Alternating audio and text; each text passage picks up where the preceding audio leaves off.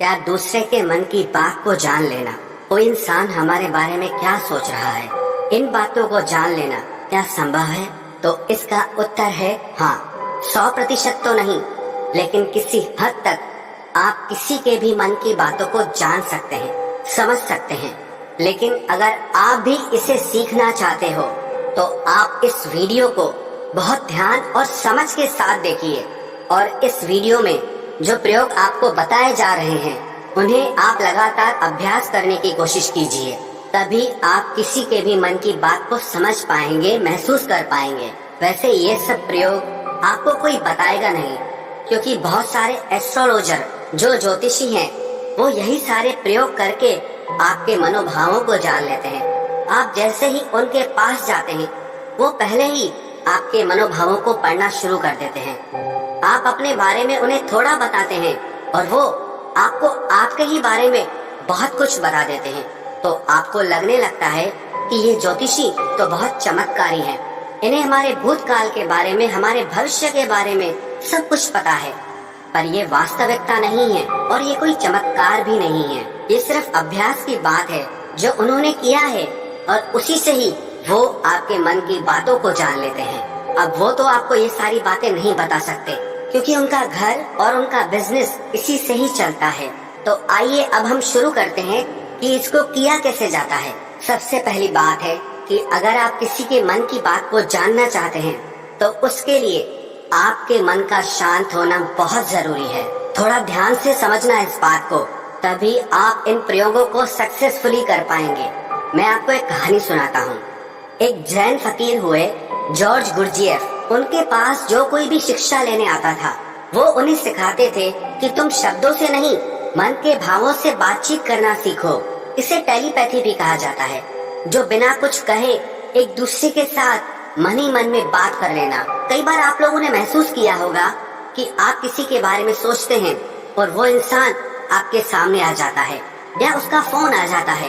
कहीं न कहीं आपके मन की बातें उस तक पहुंच जाती है और उसके मन की बात आप तक पहुंच जाती है। तो जो जैन फकीर थे वो अपने सारे शिष्यों को एक प्रयोग सिखाते थे कि तुम अपने आप को एक कमरे में बंद रखो और एक भी शब्द नहीं बोलना है, किसी से कोई बात नहीं करनी है। सबसे पहले तो तुम अपनी वाणी को शांत करो। जब तुम्हारी वाणी शांत होगी तभी तुम्हारा मन शांत होगा। हमारी वाणी ही हमारे विचारों को शब्द देती है, आवाज देती है। पहले वाणी में शांति आएगी, फिर विचारों में शांति आएगी। फिर जब धीरे धीरे उन शिष्यों का मन प्रयोगों के द्वारा शांत होने लगता था तो गुरजिएफ क्या करते थे, अपने मन में एक शब्द बोलते थे, जैसे कि गुलाब का फूल। और जब तक वो शब्द उन शिष्यों को सुनाई नहीं देता था वो उन शिष्यों से इसी प्रयोग को लगातार करवाते रहते थे। वो एक ही कोई शब्द अपने मन से बोलते रहते थे और उस शब्द को धीरे धीरे वो सारे शिष्य आसानी से सुन लेते थे, बिना मुंह से कुछ भी बोले। आप कहोगे ये सब बकवास बातें हैं। ये बिल्कुल भी बकवास बातें नहीं है, ये प्रूव्ड साइंटिफिक बातें हैं। बहुत लोगों ने इस पे प्रयोग किए हैं। आपने कभी देखा, जो मनोवैज्ञानिक होते हैं वो बहुत से लोगों के चेहरे के हाव भावों को देखकर, उनकी बातों को सुनकर उनके मन की बात जान लेते हैं। तभी मनोवैज्ञानिक लोगों के सामने सब लोग अपने दिल की हर बात खोल कर रख देते हैं। उन्हें लगता है कि इन्हें हमारे बारे में सब कुछ समझ में आता है, ये तो हमारे मन की बातें पढ़ लेते हैं। जो लोग मनोवैज्ञानिकों के पास जाते हैं उन्हें लगता है कि इस मनोवैज्ञानिक के पास तो कोई चमत्कारी शक्ति है। सच कहूँ, उसके पास कोई चमत्कारी शक्ति नहीं। उसने बस अपने विचारों को शांत करके, खुद के विचारों में ठहराव ला करके, उसने अपने भावों को, अपनी ऊर्जा को आपसे कनेक्ट कर लिया। इसलिए जो भी आपके हाव भाव हैं, उसकी ऊर्जा को वो मनोवैज्ञानिक महसूस कर पाता है, समझ पाता है। सीधा सरल सा सूत्र है कि जब तक आप बोलते रहते हैं सामने वाले सुनते रहते हैं।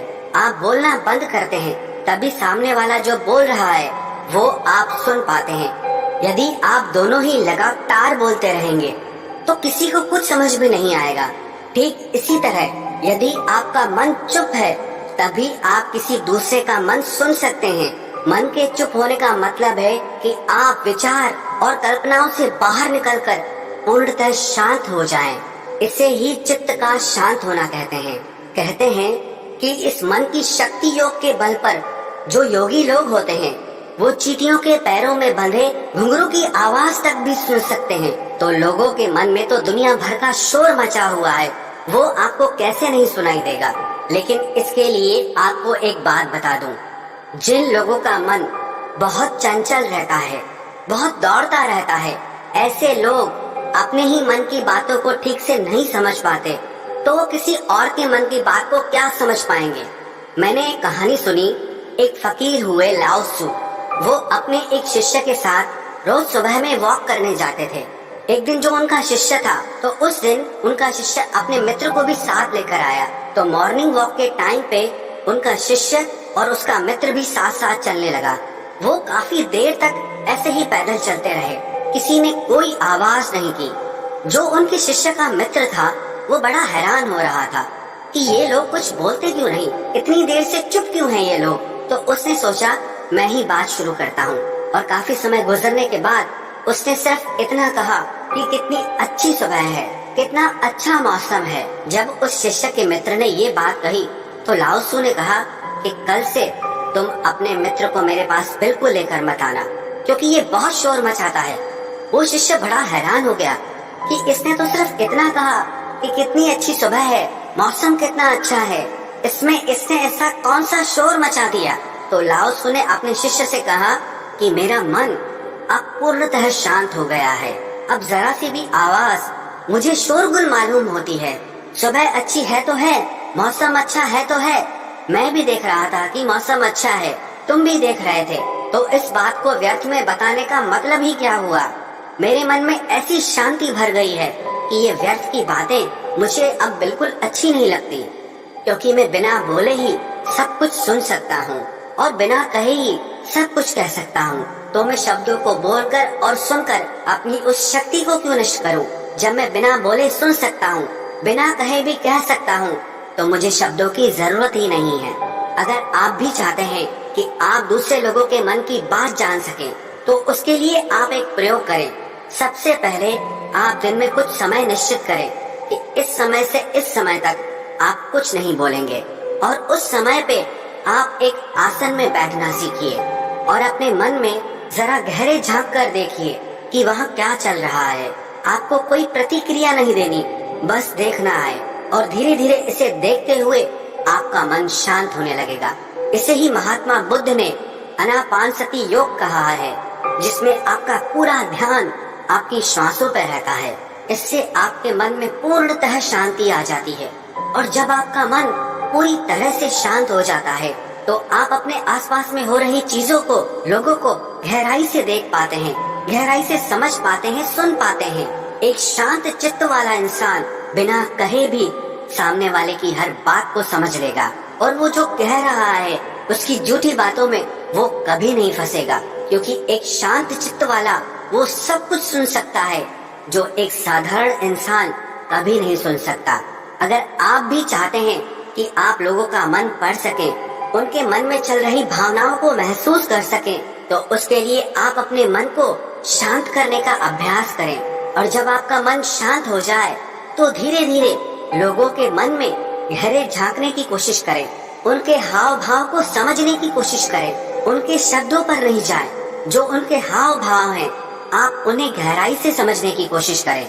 दूसरे के मन की बात को जान लेना, इसमें कोई बड़ी बात नहीं है, पर शर्त यही है कि आपको यही अभ्यास निरंतर करना होगा। जिस दिन आपका अभ्यास सिद्ध हो जाएगा, आपको बिना कहे भी लोगों के मन की सारी बातें बिल्कुल साफ सुनाई देंगी। अब आप ये सोच रहे होंगे कि किसी और के मन की बात पता करके हमें क्या फायदा मिल जाएगा, लेकिन मैं आपको बता दूं कि इसका फायदा आपको जीवन के हर क्षेत्र में मिलेगा। चाहे वो आपके रिश्ते हो, आपके क्लाइंट्स हो, आपकी नौकरी का इंटरव्यू हो, जिंदगी के किसी भी क्षेत्र में चले जाओ, अगर आप सामने वाले के मन की बातों को समझ पाओ, महसूस कर पाओ, तो आप जिंदगी में हर कामयाबी हासिल कर सकते हो। इसके बहुत फायदे हैं। इससे आपको कोई भी इंसान झूठ बोल के धोखा नहीं दे सकता, कोई आपका इस्तेमाल नहीं कर सकता। आप हर तरह की भावनात्मक चोट खाने से बच जाएंगे। कोई आपके पैसों को लूट कर नहीं जा सकता। और एक बात मैं आपको बता दूं कि ये प्रयोग एक ही दिन में सिद्ध नहीं होते हैं, इनमें थोड़ा समय लगता है। बहुत ज्यादा तो नहीं, लेकिन कुछ महीनों के अभ्यास से ही आप जल्दी ही किसी के भी मन की बातों को आसानी से जान लेंगे।